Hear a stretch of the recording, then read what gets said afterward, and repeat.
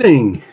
And I think I'm here by myself, but hopefully people will join. Uh, let's see, am I recording this?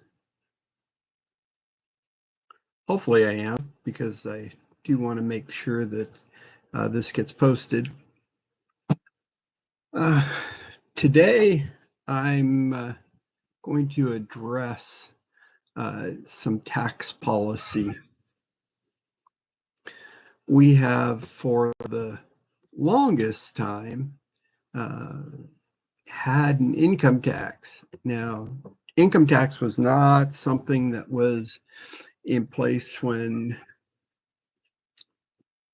the founders founded this country. Um, Income tax is relatively new. It's always been considered a way to pay for the wars. It's supposed to be a temporary tax initially. Then people complained, and it went to the Supreme Court. Supreme Court says it's not in the Constitution. You can't charge an income tax. And so the people in charge, our representatives in our wonderful republic, decided that they had to put in a constitutional amendment, and I believe it's the 16th Amendment, that allowed the creation of a national income tax. And since that implementation, well, the income tax has not been a temporary tax like it was originally supposed to be. Now it's just a part of life. It's a huge punishment on people who are out there earning. It's not a benefit to you, it's a detriment. We have a tax industry now that rakes in billions of dollars for processing tax returns. Just tax returns. And then we have criminals who are using our tax system against us to create faulty tax returns where they collect tax returns and defraud the government of billions. It's estimated somewhere in the neighborhood of $68 billion in fake returns are handed out each year. And for those taxpayers who, when they turn in their real tax returns and they find out that some crook has filed a tax return ahead of them, it creates a nightmare. Well, unless they owe money, and then, of course, they've paid, and then the government's all upset because they were stupid and paid out a fraudulent return. But hey, what can you do? It's the world we live in right now. On top of that, we have all these IRS agents who are out there trying to collect and ensure that these funds are being collected.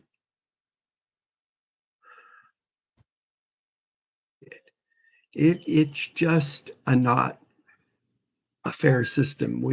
We sit there and we say, "Oh, fair taxes, fair taxes. Everyone needs to pay their fair share. Millionaires aren't paying their fair share. Nobody's paying their fair share." Well, let's change it. We have the power to do that. So instead of penalizing us for earning, let's create a new tax system where the American taxpayer is rewarded for saving, not spending. And granted, we still need people to spend. That's not going to stop. And for people who are poor and need government assistance, we can change how that works. We can have a lower tax on food and a lower tax on necessary items. And then as it comes to the more, let's call them luxury items, we can have higher taxes on those. It's not going to stop the people who want to have a Lamborghini or a Ferrari from buying those cars. It's not going to stop rich from buying the super yachts. It's not going to stop a lot of the spending, but it allows us to put taxes on things which will, its purpose is to increase the savings amount that Americans have. That simplifies taxes. Also, we can just say the price on the shelf is the amount you pay, and plain and simple, the tax is built in. So when you go to the grocery store and you see the item on the shelf says $10, and you go to the counter and you put the item down and you drop a $10 bill down, that's what it costs.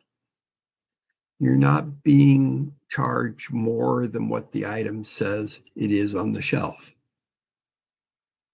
because the taxes are built in.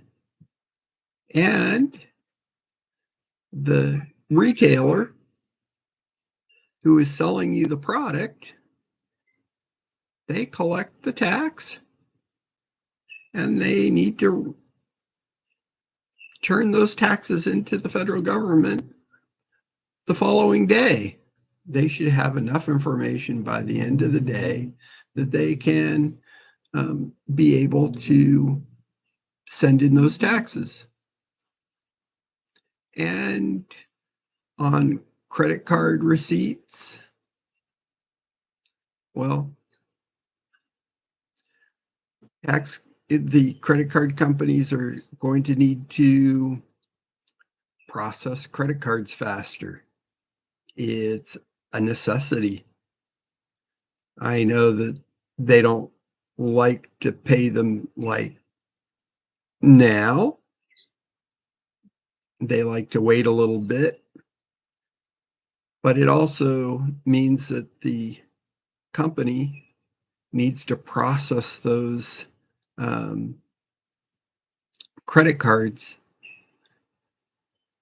each and every day, or they're paying the sales taxes out of their own pockets till they collect the money.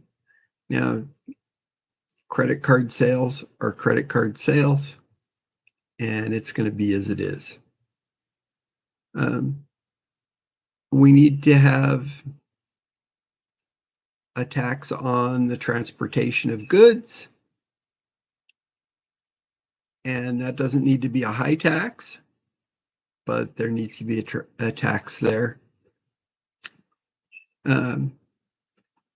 Corporations, when they buy anything that is a physical product, they need to be paying taxes on the purchase. So a gold miner, when they sell their gold to whomever is the processor, since they are a business, they collect the money from the sale of the gold. And in the sale of the gold, there is a certain percentage which needs to be taken out of that and paid to the federal government as a sales tax. And the company who processes that gold and turns it into bars and then sells it off to a different company so that they can produce products out of it, when they sell that gold, they need to collect a sales tax on it. And the ring maker who bought the gold and is using it to make rings, or the semiconductor company who's using it to make semiconductors, they make their product and they sell that product, and they need to collect a sales tax on that. And then it reaches the retailer. And when it reaches the retailer, they need to collect a sales tax on it. Plain and simple. It will help the system function as it should. Now, is that going to see an increase in the price of some goods? Absolutely. On the other hand, you're not going to see any money coming out of your taxes except for Social Security. And that's a good thing. But I'm also proposing changes in Social Security. Those changes in Social Security are such that when you earn, your employer pays you, you have the 6.5% taken straight out of your paycheck. And that doesn't matter whether you make $100 a week or $1 million a week. 6.5% of that money is directed to an account that you control. Now, I highly suggest that under this program that you have an account that is a separate retirement account, because that money cannot be touched until you reach the age of retirement. And it will sit in that account. And it needs to, no matter what account it is, at minimum, it has to pay at least the rate of inflation so that you're not losing money every month because it's sitting in that account. But it also needs to go into an account where you can put it into stocks or bonds or other financial instruments that allows it to grow faster than the rate of inflation. Because just because you put your money into a savings account isn't going to be enough. And a 16-year-old getting their first job and they're making $100, maybe $200 in a week, when they're putting $13.50 a week into a retirement account, yeah, it'll grow and it'll compound in interest, and that's all good and great. And it'll make them a millionaire by the time they're reach the age of retirement. It's not enough. And brokerage firms and um, brokerages at the banks who look at that as if it's a way to make hundreds of millions of dollars for a few people. Well, we need to stop that. Those funds need to be handled with greater care than an investment fund that is outside of the retirement fund system.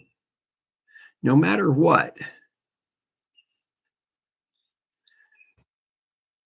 those funds should never, ever lose money. And I mean never. So when brokerage funds are not doing well, they need to make sure that they have an accounting in the funds that they're taking to ensure that those accounts will never lose money. There's no going bankrupt. This is Americans' personal funds. And these accounts will have U.S. government oversight over them to ensure that they're not being wasted, that those funds are not being used inappropriately, that they're not being spent on things that will lose taxpayers' money.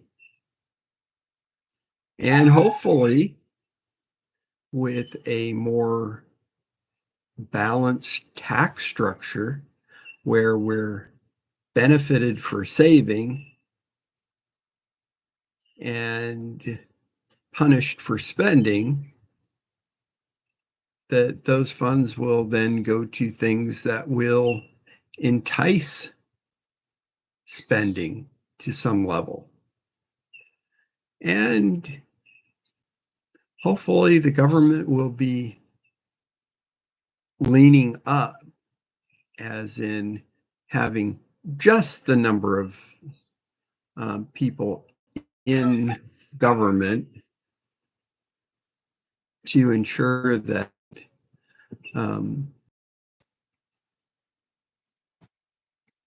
all funds that are going into these programs are being put in there properly, and that we have as small of a government as possible.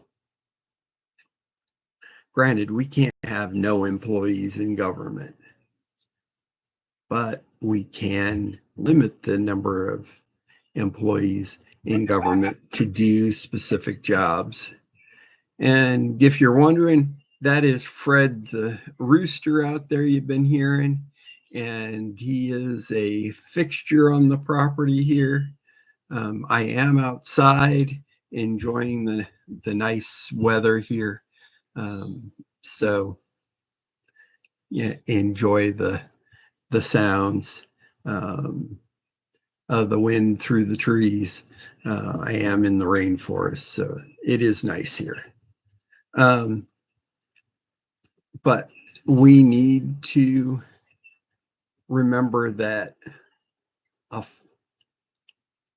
our tax system, where everyone pays on consumption,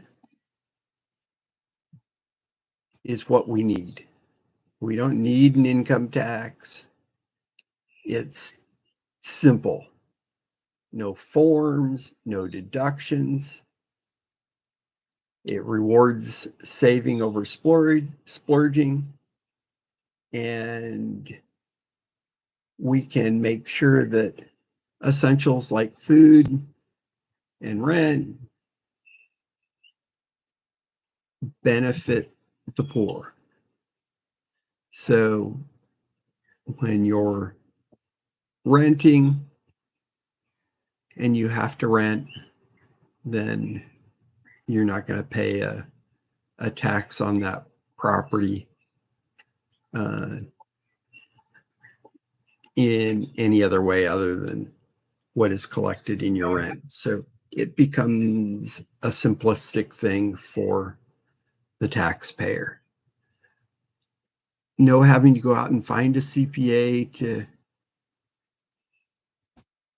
process your taxes and then having to pay them 250 to thousands of dollars to do your taxes anymore. That would be a thing of the past. But when you go out and you buy that new car, you're going to see a moderate increase in the price of the car. It's the way it is going to be. But hopefully this process with it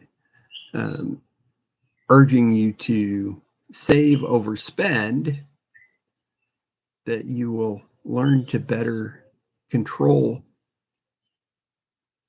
how you spend your money and will help you to be in better control of your finances. So when you have to get a loan for a car or some large purchase like a home, that you'll benefit from that purchase, as well as the interest rates hopefully will be held at a lower rate. Hopefully it will put us in a position where we'll keep our inflation low and keep our prices in line with what they are today.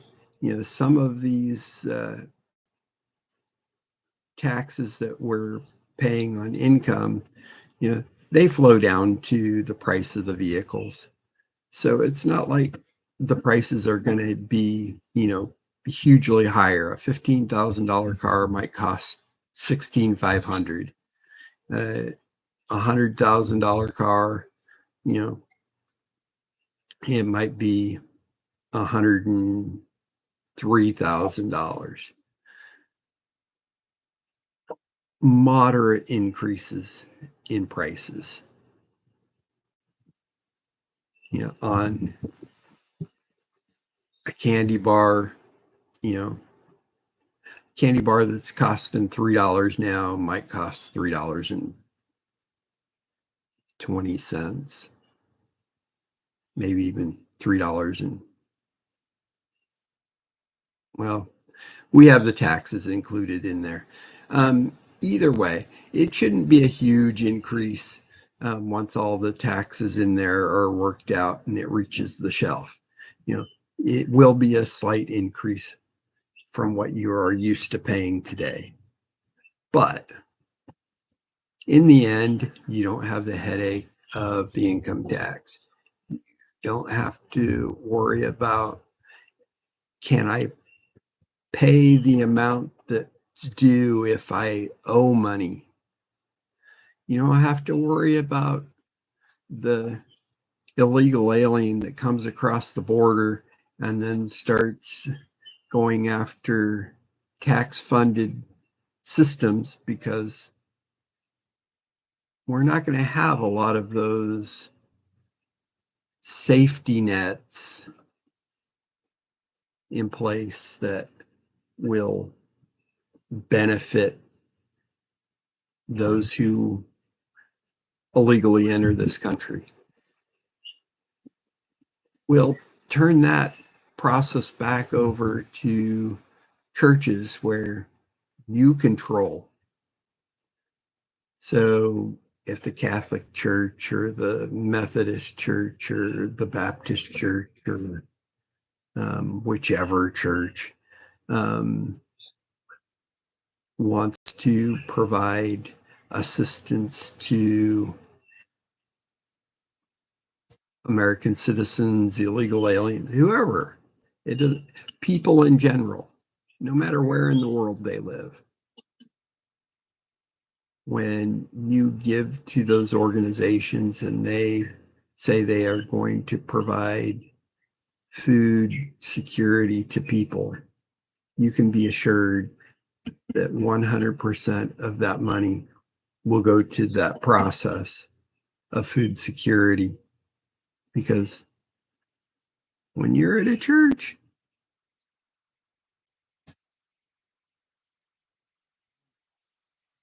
get to see what happens there. Typically, I guess it doesn't always happen that way, but generally churches are pretty good at doing what their job is, and that's helping people. We're getting down to the end here. You know, I haven't had anybody in here today, but if you watch this on the replay, and hopefully you will, you'll like this, and you'll make comments and subscribe. I'm going to be doing this on to start with, a weekly basis. So every Tuesday morning, we'll be out here at 7 a.m. Eastern time. And as we move closer to election time, we'll start doing more. And hopefully we can get to a point where I can get out into the community and do this and have live people. It's coming along. It's a slow, long process here. I'm going to need a lot of help. I'm going to need your help. If you like what you've heard, definitely tell me what you like. And if I'm just totally flat off, stupid kilter, and you think my ideas are stupid, tell me. I want to hear. I'm always up for rethinking my ideas and ensuring that what I think is right is what really needs to be done. And we all have the opportunities, and it's like we have a brain for a reason and we need to use it.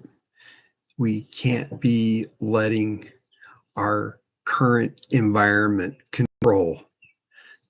Government is not a rich man's club, or it shouldn't be.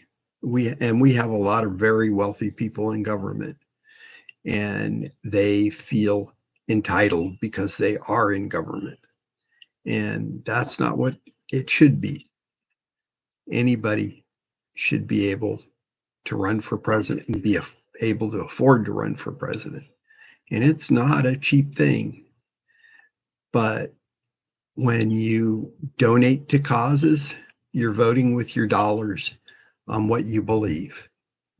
And when you come to a point where I'm ready to ask for donations, if you will donate, it'll be proving to me and to yourself that you believe what I believe in, and that there is the ability to make this move forward and become a reality.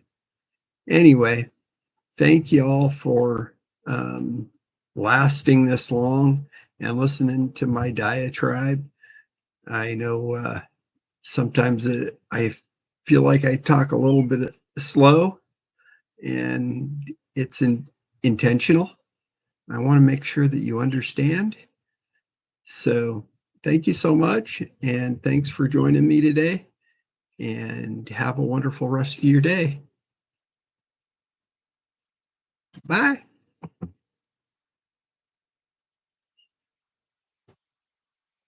Oh, and this is Doug for Prez for 2028. And please support by subscribing to the channel.